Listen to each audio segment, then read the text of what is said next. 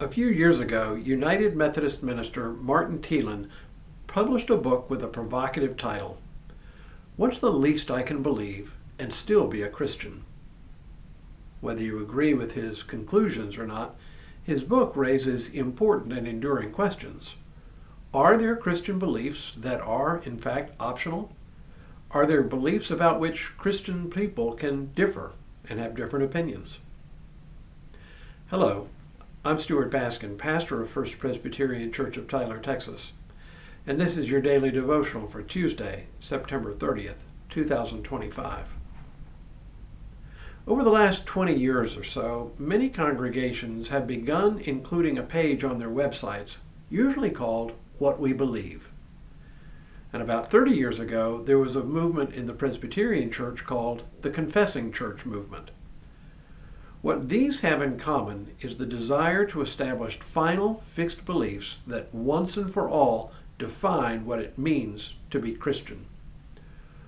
That tells me actually two things. In the first place, it tells me that there has been conflict in the church, but you probably already knew that. But it also tells me something that I've been teaching about our Reformed confessions for many, many years, namely that confessions in the church typically arise for one of three reasons: challenges from outside the church, conflict within the church, and major events that the church sees as a natural time to restate the faith in a new situation. An example of a challenge from outside the church that led churches in Germany during the 1930s to write a statement called the Theological Declaration of Barmen was the rise of the Nazi Party and its direct threat to the church. An example of a confession written to mark an occasion is a brief statement of faith written to mark the reunion of the northern and southern branches of the Presbyterian Church in our own country.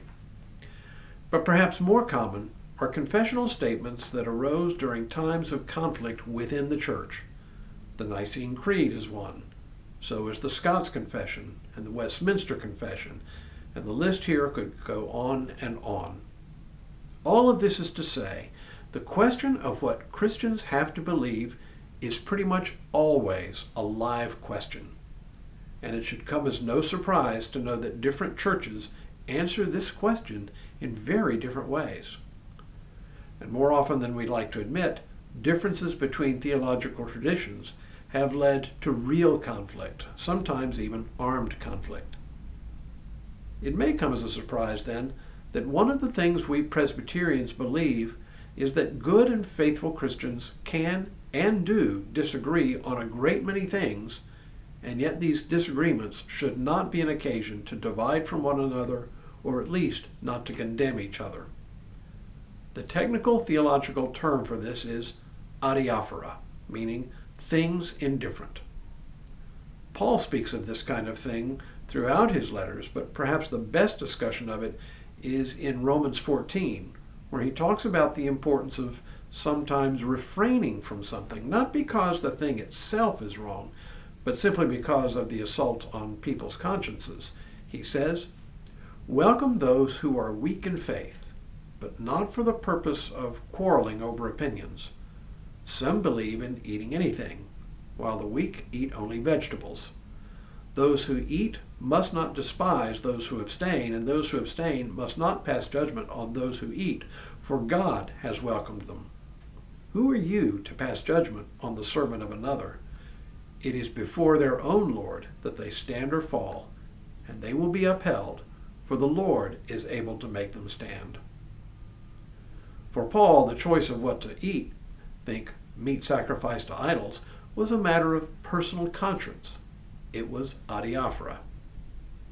John Calvin speaks of this very thing in a discussion of the form of serving the Lord's Supper. He writes, "But as for the outward ceremony of the action, whether or not the believers take it, the bread in their hands, or divide it among themselves, or severally eat what has been given to each, whether they hand the cup back to the deacon or give it to the next person, whether the bread is leavened or unleavened, the wine red or white, it makes no difference. These things are indifferent and left at the church's discretion."